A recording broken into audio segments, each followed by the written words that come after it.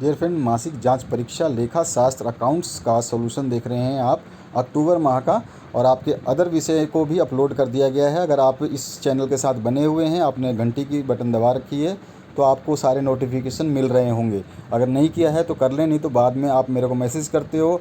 Per day 800-900 message आते हैं और कम से कम 50-60 फ़ोन आते हैं, लेकिन हम उसका रिप्लाई नहीं कर पाते क्योंकि बिज़ी शेड्यूल है, आपके सॉल्यूशंस बनाते रहते हैं। तो इसलिए आप जो भी इस चैनल पे बने हुए हैं वो ज़रूर नोटिफिकेशन का आइकन ऑन कर लें। पहले क्वेश्चन से स्टार्ट करते हैं। आपके सारे विषय को बना दिया गया है। 12th क्लास की लिंक इसी वीडियो के डिस्क्रिप्शन बॉक्स में 12th क्लास की जो प्लेलिस्ट बना रखी है उसमें जाओगे, आपको वीडियो लाइन से सारे मिल जाएंगे। आप उन वीडियोस को देख सकते हो जो जो आपके मासिक जांच के हमने सॉल्यूशन बना दिए हैं। तो चलिए स्टार्ट करते हैं इस क्वेश्चन पेपर का। आपका पहले मैंने इंग्लिश का बना दिया था, दोनों इंग्लिश इलेक्टिव और आपका जो कोर है। उसके अलावा फिर मैंने फिजिक्स का बना दिया, केमिस्ट्री का बना दिया है, इतिहास का बना दिया है, भूगोल का बना दिया है। अब लेखा शास्त्र का हम देख रहे हैं। तो इस तरह से आपके सभी विषय के बना दिए गए हैं। आप ध्यान से अगर इस चैनल पर बने हुए हैं तो आपको सब कुछ मिल जाएगा। सबसे पहला क्वेश्चन है, ख्याति क्या है? Goodwill is. लाइक बटन दबा देना, बाद में आप भूल जाओगे। और दोस्तों के साथ शेयर करना बिल्कुल भी नहीं भूलना, आपको लाइक ज़रूर दबाना। और एक बात और बताना चाहूँगा इस वीडियो के साथ साथ में कि अगर आप कोई भी क्वेश्चन पेपर अपना सेंड करना चाहते हैं जिसका सॉल्यूशन आपको नहीं मिल रहा है, तो आप इस नंबर पे, यानी कि ये व्हाट्सएप नंबर दे रहा हूँ 8469022568, ये व्हाट्सएप नंबर पे आप हमें व्हाट्सएप कर सकते हैं उस क्वेश्चन पेपर का साफ साफ फ़ोटो, चाहे वो मासिक जांच परीक्षा का हो, चाहे अर्धवार्षिक का हो या टर्म एग्ज़ाम का हो, जो भी आप पेपर दे रहे हैं और जो बोर्ड पेपर करा रहा है उन पेपर्स की बात कर रहा हूँ। ठीक है, पेपर आपका प्रिंटेड होना चाहिए, तभी आप इस नंबर पे सेंड करना, और साफ फ़ोटो सेंड करना ताकि हम उसको सॉल्यूशंस को बना पाएँ। चलिए स्टार्ट करते हैं इस क्वेश्चन पेपर के सॉल्यूशन से। तो जैसा मैंने बताया, ख्याति क्या है? गुडविल इज़, तो अमूर्त यानी इनटेंजिबल एसेट बोलते हैं ख्याति को। इसको देखा नहीं जा सकता, छुआ नहीं जा सकता। ठीक है, तो यहाँ पर है ये आपका अमूर्त संपत्ति। ठीक है, अब आते हैं हम नेक्स्ट क्वेश्चन पे। नेक्स्ट क्वेश्चन है आपका, पिछले 3 वर्षों की लाभ थे रुपये 6,000, फिर 13,000 और 8,000। ख्याति का मूल्य औसत लाभ 2 वर्षों के क्रय पर होगा, कितना होगा? तो ऑब्वियस सी बात है, 3 है तो इनको जोड़ लीजिए, कितना हो जाएगा? ये हो जाएगा आपका 19 और 8 27, 27,000। तो ये हो गया आपका, और ये 3 का एवरेज क्या हो जाएगा? इससे डिवाइड कर दो, तो डिवाइड करोगे तो 7 आपका आ जाएगा 9 से कट जाएगा, तो 9,000 आपका जो है इनका मूल्य का औसत आ गया। और 2 वर्षों का लाभ है तो गुणा 2 कर देंगे, 9 गुणा 2 18,000। तो 18,000 जो डी ऑप्शन है ये सही हो जाएगा। ठीक है, आगे बढ़ते हैं तीसरे क्वेश्चन पे। तीसरा जो क्वेश्चन है इसमें आपसे पूछा गया है, पूर्ण मूल्यांकन खाता यानी रिवोल्यूशन अकाउंट इज़। तो ये कैसा होता है? नॉमिनल अकाउंट बोलते हैं इसको, नाम मात्र का खाता होता है। चौथा क्वेश्चन है, पूर्ण मूल्यांकन पर लाभ या हानि को वहन करता है, कौन करता है? तो हमेशा पूर्ण मूल्यांकन पे पुराने साझेदार ही उसको वहन करेंगे। ठीक है, पूर्ण मूल्यांकन हो रहा है ना, इसलिए। तो प्रॉफिट और loss is realization is done borne by, तो ओल्ड पार्टनर्स, आप इसका आंसर लिखेंगे। अगला पांचवा जो क्वेश्चन है इसमें पूछा गया आपसे, नए साझेदार के द्वारा ख्याति की राशि नगद बिल लाने को कहते हैं, यानी कि क्या इसका नाम है, क्या कहते हैं? तो हम इसको प्रीमियम कहते हैं, यानी कि अधिमूल्य कहते हैं। इसके बाद आता है छठा क्वेश्चन। इसमें क्या है, एक नए साझेदार के प्रवेश के समय सामान्य संचयन हस्तांतरित किया जाता है। तो ये कब किया जाता है? पुराने साझेदारों के पूंजी खाते में। कहाँ पे? पुराने साझेदारों के पूंजी खाते में, ओल्ड पार्टनर्स कैपिटल अकाउंट। उसके बाद आते हैं नेक्स्ट क्वेश्चन पे। दायित्व में कमी है यानी डिक्रीज इन लायबिलिटीज़, इसका मतलब क्या होता है? प्राप्ति। अगर दायित्व में कमी होती है तो हमारे को क्या होती है? प्राप्ति, यानी कि gain is the right answer. उसके बाद में आठवां जो क्वेश्चन है, पुराने साझेदारों का त्याग है यानी कि सेक्रीफाइड old ratio of partner is. तो पुराना अनुपात, पुराना हिस्सा माइनस नया हिस्सा, old share minus new share, ये इसका आंसर हो जाएगा बी। अब आते हैं 9वें क्वेश्चन पे। 9वां क्वेश्चन है, स्थायी संपत्तियों की मूल्य में बढ़ोतरी कहलाती है, तो उसको हम कहते हैं अभिमूल्यन या फिर एप्रिसिएशन। इस चारों में ये ऑप्शन नहीं है, इसलिए मैंने कोई इसका आंसर नहीं बताया, अलग से मैंने यहाँ पे लिख दिया आपका अभिमूल्यन या एप्रिसिएशन। इसमें मिस्टेक है, तो ये चीज़ आपको याद रखनी है। क्या कह रहे थे? स्थायी संपत्तियों की मूल्य में बढ़ोतरी को एप्रिसिएशन कहते हैं, और इसमें अगर कम होती तो क्या हो जाता है? डिप्रिसिएशन हो जाता, हास हो जाता। अब बढ़ते हैं 10वें क्वेश्चन में। 10वां है, एक्स और वाई फार्म में 2:3 के अनुपात में साझेदार जेड को 1/4 हिस्से के लिए नए साझेदार के रूप में प्रवेश हुआ है, तो त्याग अनुपात क्या होगा इसका? तो यहाँ पर इसका भी 2:3 ही होगा। आप निकालना चाहें तो निकाल सकते हैं। आप टोटल देखोगे एक्स और वाई का कितना अनुपात है, 2 और 3, तो 2 + 3 यानी कि 5 हो गया। तो 2/5 तो ए का हो गया और 3/5 हो गया बी का। अलग अलग मैं लिख देता हूँ, ऐसे समझा देता हूँ, फिर आप बोलोगे कि समझ में नहीं आया। देखो दोनों आपके अनुपात टोटल एक्स और वाई का कितना है, तो एक्स का है आपका 2, ठीक है, और वाई का कितना है आपका 3, लेकिन टोटल कितना है 3 और 2 5, तो इसके बटे में भी 5 और इसके बटे में भी 5। अब गुणा में 1/4 तो ये है। अब इसका 1/4 को इसको एडमिट किया गया, यानी पहले इन दोनों का टोटल कितना था, 1 था। 1 - 1/4 कर लोगे तो ये कितना आ जाएगा, 3/4, ठीक है। 3/4 जो है इसका, तो 3/4 ये देगा और 3/4 ये भी देगा, ठीक है, ऐसे हो जाएगा। तो ये हो जाएगा 6/20 और दूसरा हो जाएगा आपका 339 9/20। तो 6/20 रेशो 9/20, तो 20 से 20 हटा दो तो 6/9 बचा। 6/9 आएगा आपका लास्ट फाइनल में, और 6/9 को आप काटोगे तो 3 दूनी 6 और 3 3 9, यानी 3 3 9 आ जाएगा। तो यहाँ 3 आ गया, तो 2:3 आया आंसर, तो इसका ए ऑप्शन करेक्ट हो जाएगा। निम्नलिखित में से किन्हीं 4 प्रश्नों के उत्तर आपको 20 से 30 शब्दों में देने हैं। एक साझेदार के प्रवेश से क्या आशय है? यहाँ सिंग मिस्टेक है इस क्वेश्चन पेपर में, ये बोर्ड का मिस्टेक है, जिसने प्रिंट किया, प्रिंटिंग मिस्टेक हो जाती है, कोई बड़ी बात नहीं है। तो एक साझेदार के प्रवेश से क्या आशय है, यानी what is meant by admission of A partner. तो एक साझेदार का प्रवेश किसी मौजूदा फर्म में एक नए व्यक्ति को साझेदार के रूप में शामिल करना है, ठीक है ना, और एक साझेदार का प्रवेश वो कहलाता है। इसके बाद में व्यापार में शामिल होने वाले नए साझेदार को आने वाला साझेदार या नया साझेदार कहा जाता है। बस सिंपल है, सिंपली बहुत सिंपल डेफिनेशन है, चाहे तो आप दूसरा भी लिख सकते हैं। इसके बाद में आते हैं त्याग अनुपात क्या है, यानी कि सैक्रिफाइसिंग रेशियो क्या है। तो त्याग अनुपात नए साझेदार के पक्ष में पुराने साझेदार अपने अपने हिस्से का जिस अनुपात में त्याग करते हैं, यानी कि वो नए साझेदार को देते हैं। जैसे मान लो ए और बी पहले के अनुपात, पहले के साझेदार हैं, और एक नया आया सी, तो सी को ए भी देगा और सी को बी भी देगा, तो उस अनुपात को त्याग का अनुपात कहते हैं, ठीक है। आगे बढ़ते हैं 13वें क्वेश्चन पे। 13वां क्वेश्चन है, एक साझेदारी फर्म के पुनर्गठन से क्या आशय है। यानी साझेदारी जो है वो आपके 2 या 2 से अधिक लोगों के व्यापार को साझा करने के लिए एक समझौता होता है, जो सभी या उनमें से किसी एक के द्वारा किया जाता है, ठीक है। क्या तो सभी करेंगे या फिर कोई एक करेगा कि नहीं मेरे को ये कंडीशन है, मैं इस पे काम करूँगा, तो आप हो सकता है कि हाँ चलो ठीक है मैं तेरी बात मान लेता हूँ, ऐसे करते हैं हम। तो साझेदारी फर्म के पुनर्गठन में पुराने समझौते को रद्द करके नया समझौता लागू किया जाता है, कि अब नया रूल ये रहेगा, क्योंकि ये तीसरा आ गया है।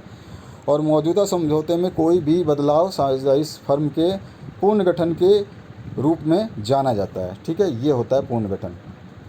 अब आते हैं व्हाट इज़ गुडविल। तो सभी को पता है गुडविल तो एक ऐसा ख्याति है, क्या है, अमूर्त संपत्ति है।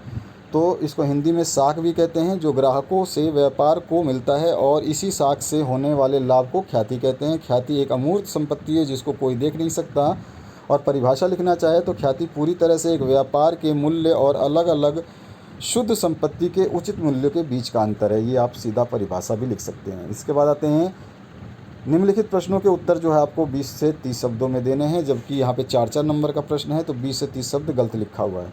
ख्याति के मूल्यांकन की आवश्यकता क्यों पड़ती है, कम से कम 3 कारण आपको बताने हैं।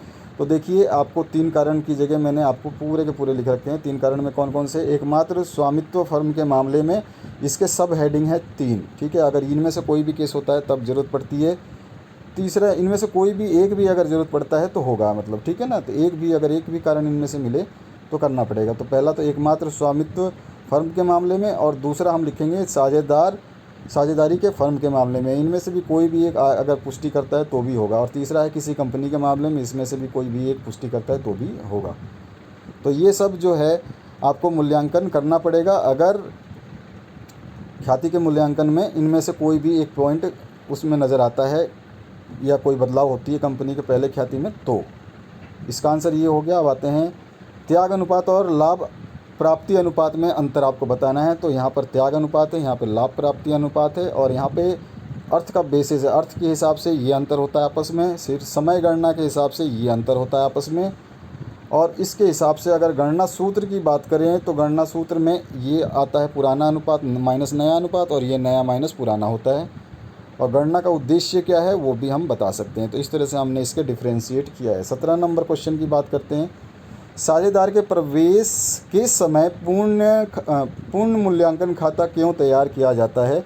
तो उसकी क्या आवश्यकता है ये सब जानते ही हैं आप। कोई भी प्रवेश करेगा तो उसके लिए दायित्वों का क्या होगा, लाभ हानि का क्या बंटवारा होगा, इन सभी को ध्यान रखते हुए इसका जो है तैयार किया जाता है। तो यहाँ पर हमने इसको लिख दिया है।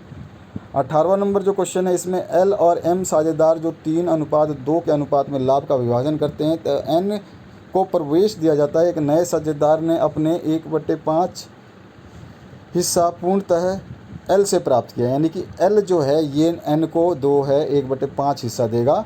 ये इनका समझौता हुआ होगा। तो नया लाभ विभाजन अनुपात क्या होगा? तो सीधा सीधा हिसाब किताब है। एन का जो लाभ हिस्सा 1/5 है जो कि क्वेश्चन में दिया गया है। एम का हिस्सा हो जाएगा 3 + 2, और इसमें एम कितना है? एम का 2 है तो 2/3 2 5, तो 2/5 हो जाएगा। ठीक है, 2 तो उसका है ही, आपको मैं दिखा दूँ यहाँ पर देखिए, ये आपका ये है 2 है एम का और 3 है एल का, समझ में आ गया। और एन का इसने 1/5 दिया हुआ है। तो यहाँ पे एम का जो है लाभ हिस्सा 2/5 हो जाएगा क्योंकि इन दोनों का सम 5 है। अब एल का इसी अनुसार हम ले लेंगे। एल का कितना नया लाभ हो जाएगा, क्योंकि एल से ले रहा है वो 1/5, तो एल का है 3/5, क्योंकि एल का हिस्सा 3 है, देख रहे होंगे ऊपर आप यहाँ पे एल का हिस्सा ये 3 है, सॉरी। तो एल का हिस्सा आप यहाँ से डालेंगे, इसमें से जो एन को देगा वो घटा देंगे। ये 2/5 आया, तो नया लाभ अनुपात का जो है 2/5। एक तो ये आपका एल एम एन का है ना, एल का कितना आया था? एल का आया 2/5, और एम का हमारे पास 2/5 है, और एन का 1/5 दिया हुआ है। तो इन सब में 5 है, 5 5 से कैंसिल हो जाएगा। 2:2:1, तो 2:2:1 जो है इसका उत्तर हो जाएगा। निम्नलिखित प्रश्नों के उत्तर देने हैं, बड़े क्वेश्चन हैं। इसमें ए और बी 3:2 के अनुपात में लाभों को और हानियों को बांटते हैं, फर्म में साझेदार हैं। सी को लाभ का 1/3 हिस्से के लिए साझेदारी में प्रवेश देते हैं, और सी के लिए 20,000 लाता है। ठीक है, और उसके बाद में ख्याति का जो मूल्य बताते हैं वो 1.5 लाख बताते हैं। रोज़नामा प्रविष्टियाँ आपको करनी है, तो चलिए इसको कर लेते हैं। तो देखिए यहाँ पर कैश जो है आप देखोगे, आ जाओ, टोटल कैश जो है आपका कितना है? 20 + 150, 2 दिए हुए हैं ना, 20 और 150, तो टोटल कैश जो है आपका दिखा दोगे 1,70,000। सी का कैपिटल जो है अभी इसने लिखा हुआ है कि 20,000 है, तो सी का कैपिटल 20,000 हो गया। और प्रीमियम फॉर गुडविल कितना दे रहा है? ये तो 1.5 लाख दे रहा है ना, तो प्रीमियम गुडविल का कितना हो गया? 1.5 लाख। ये 3 चीज़ें समझ में आ गई। अब आगे बढ़ते हैं इसके आगे। वर्किंग नोट क्या क्या होगा? तो इसमें ए का रेशियो कितना है? शेयर कितना है? 3/5, क्योंकि वो ए 3 और 2 के अनुपात में बांट रहे हैं, तो 3 तो ए का हो गया और बी का 2 हो जाएगा, तो 3/5, क्योंकि टोटल 5 है तो 3/5, और दूसरा 2 है तो 2/5। ठीक है, और सी का गुडविल निकालेंगे, 1/3 वो बोल रहा है, तो 1.5 लाख का 50,000 आ जाएगा आंसर। ठीक है, तो सी का गुडविल कितना आ गया? 50,000। अब इसको हम एंट्री कर देंगे टेबल बना के, बस कुछ नहीं करना है। वर्किंग नोट लिख दिया तो एंट्री हो गया। कैश जो है अभी अभी आपने देखा था 70,000। ठीक है, उसके अलावा जो आपका नेक्स्ट है टू कैपिटल्स अकाउंट कितना है? 20,000 वो है, और 50,000 अभी हमने निकाला। तो यहाँ पर आप देखिए 70,000 और 50,000 आपको दिखा देता हूँ। यहाँ पर आ गया, ये रहा गुडविल, हमने 50,000 निकाला था ना, और 20,000 वो लेके आया था। देखिए 20,000 कहाँ है? ये रहा 20,000। ठीक है, तो ये 20,000 और ये 50,000। ठीक है, तो इन दोनों को मिला के कितना हो जाएगा यहाँ पे? 70,000। अभी समझ में आ गया? तो ये 70 हो गया, और 20 उसके पास था, और 50 अभी अभी हमने निकाला ऊपर, दोनों 70 हो गए। तो ये हमारा टेबल बन गया। तो ये हमारा आंसर हो गया इस क्वेश्चन का। लास्ट क्वेश्चन की तरफ बढ़ते हैं। एक नए साझेदार के प्रवेश के समय फर्म की पुस्तक में जनरल में कौन से लेख किए जाते हैं? तो यहाँ पर जो है कौन कौन से लेख किए जाते हैं उसके बारे में पूरा लिखा हुआ है, आराम से इसको पढ़ लो। इसमें क्या है देखिए, मैं बता देता हूँ। नए लाभ का विभाजन अनुपात की गणना ये किया जाता है, और त्याग अनुपात की गणना, संपत्ति एवं दायित्वों का पूर्ण मूल्यांकन, ख्याति का पूर्ण मूल्यांकन, लेखांकन व्यवहार, संचय, अवितरित लाभों और हानियों का समायोजन, और पूंजी का समायोजन, ये सारे किए जाते हैं। और यहाँ पर हम उनके बारे में थोड़ा थोड़ा लिख देंगे। ख्याति का लेखांकन में क्या होता है, संचित लाभ हानि संचयन में क्या होगा, संपत्ति एवं दायित्वों में क्या होगा। इतना आपने लिख लिया। यहाँ तक आपको लिखने के बाद मैं नीचे का बता देता हूँ, इसके बाद में और कौन सी चीज़ बतानी है, बस इतना ही है। तो यहाँ पर आप लाभ हानि के विभाजन अनुपात में परिवर्तन क्या होगा, ये भी बताना पड़ेगा ना भाई, आदमी आ रहा है एक नया तो क्या होगा। और साझेदार के पूंजी खाते का समायोजन भी करना पड़ेगा, जो साझेदार आएगा उसके भी। तो इस तरह से ये आपका अकाउंटेंसी का पूरा क्वेश्चन पेपर मैंने सॉल्व बताया आपको।